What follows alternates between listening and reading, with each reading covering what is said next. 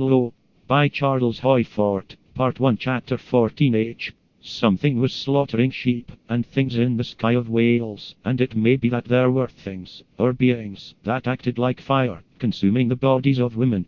London Daily News, December 17th, 1904. Yesterday morning, Mrs. Thomas Cochrane of Rose Hall, Falkirk, widow of the well-known local gentleman, was found burned to death in her bedroom.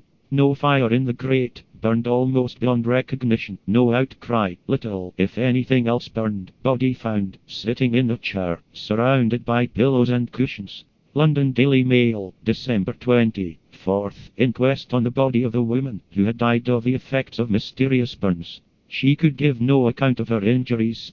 An almshouse, late at night, and something burned a woman. Trinity Almshouse, Hull. Story told in the Hull Daily Mail, January 6th. Body covered with burns, women still living, when found in the morning. Strange that there had been no outcry, bed scorched. The woman, Elizabeth Clark, could tell nothing of her injuries, and she died without giving a clue to the mystery. There was no fire nor light in the room. On both sides of the River Tyne, something kept on slaughtering. It crossed the Tyne, having killed on one side, then killing on the other side. At East Dipton, 2 sheep were devoured, all but the fleece and bones, and the same night 2 sheep were killed on the other side of the river. The big game hunter from India, another celebrity, came forth. The Wolf Committee met him at the station. There was a plaid shawl strapped to his back, and the flaps of his hunting cap were considered unprecedented. Almost everybody had confidence in the shawl, or felt that the flaps were authoritative.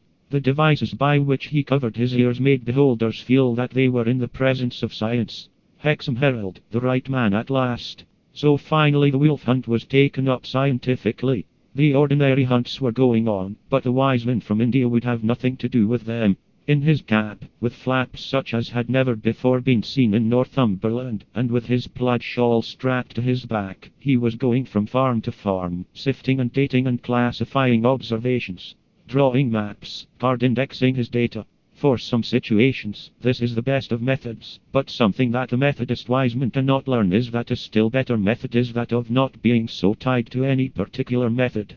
It was a serious matter in Hexham. The ravaging thing was an alarming pest.